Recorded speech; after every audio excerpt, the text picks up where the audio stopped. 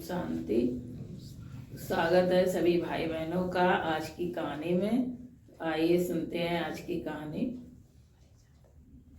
एक बार बुरी आत्माएं जानते हैं, इविल सोल, बुरी आत्माओं ने भगवान से शिकायत की।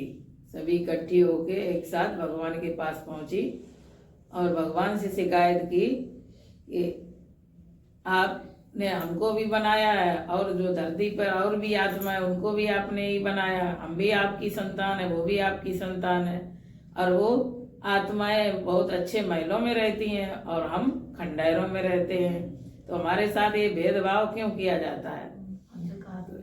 तो इस तरह से उन्होंने जब शिकायत की तो भगवान ने उनको बहुत समझाया कि ये तो सब अपने अपने कर्मों से ही अच्छा बुरा फल पाते हैं, और अच्छे महलों में जो अच्छे कर्म करते हैं वो अच्छे महलों में रहते हैं, और जो बुरे कर्म करती हैं आत्माएं वो इविल सोल बन के खंडहरों में रहती हैं। तो ये तो कर्मों का फल है, हम किसी के साथ भेदभाव नहीं करते हैं, अपने अपने कर्मों से ही फल पाती है आत्माएं, अपने कर्मों को ही जो है करना पड़ता है, सबको हिसाब किताब। तो बहुत समझाया भगवान ने, लेकिन वो आत्माएं नहीं समझी भगवान के समझाने पर भी, और वो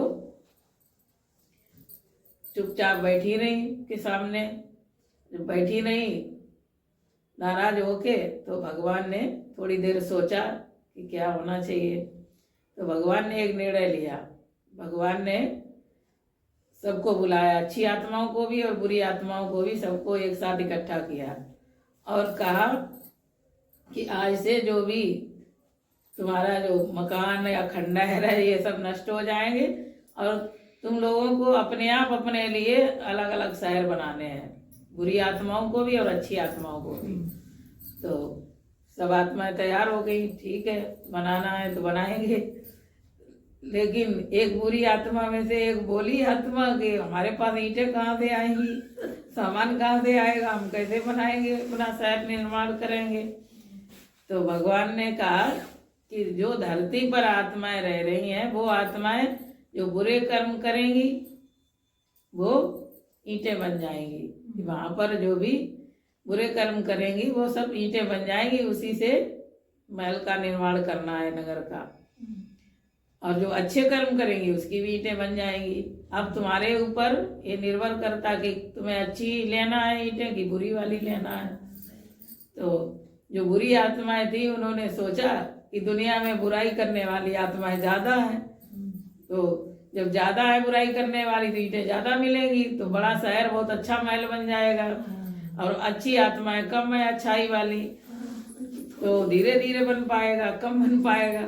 तो बुरी आत्माओं ने क्या किया, बुराई वाली ईंटें ले ली, और बुराई वाली ईंटें तो बहुत थोक के भाव बहुत बहुत आने लगी, वो फटाफट अपना महल बनाने लगी, ने बहुत अच्छा शानदार महल बना के तैयार कर लिया। और जो अच्छाई वाली आत्माएं थी उनकी धीरे धीरे, वह अच्छाई वाली आत्माएं कम है तो धीरे धीरे ईंटें उनको मिलने लगी, तो वो धीरे धीरे अपना बनाने लगी, धीरे धीरे उनका बनने लगा। फिर कुछ दिन बाद क्या होता है कि जो बुरी आत्माओं का जो महल बना था तो वो अचानक ही ईंटें गायब होने लगती हैं। कहीं छत से ईंट निकल गई, कहीं दीवार से निकल गई, कहीं नींव से निकल गई। तो जब ईंटें निकलने लगी, गायब होने लगी, तो उनका जो महल था वो खंडहर होने लगा। तो एकदम देख करके भागी भगवान के पास फिर से कि ये क्या होने लगा, ये तो सभी ईंटें गिरती जा रही हैं, हमारा महल जो है खंडहर होता जा रहा है। तो भगवान के पास पहुंची, पूछने लगी, भगवान जी ये क्या हो रहा हमारे साथ अन्याय।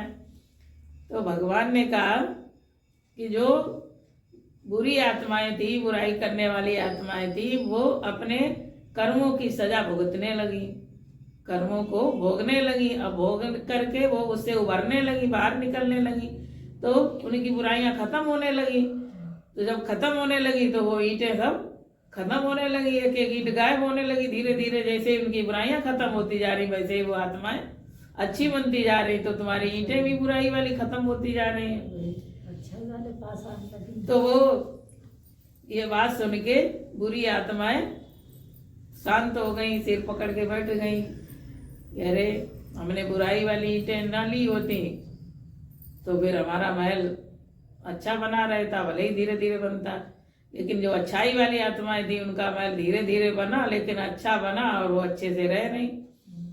तो इस तरह से इस कहानी का यही मतलब है, मतलब इससे यही शिक्षा मिलती है कि अच्छाई पर चलने वाले आत्माएं कम होती हैं और उनको जो सफलता मिलती है, जो सच्चाई पर चलती है, अच्छाई पर चलती, वो धीरे धीरे मिलती है लेकिन स्थायी होती है। और जो बुराई वाला बहुत जल्दी मिलती है और बहुत जल्दी खत्म भी होती है। एकदम बढ़ोतरी होगी, एकदम बहुत तीव्र गति से बढ़ेगा सब कुछ और फिर खत्म भी क्षण में हो जाता है।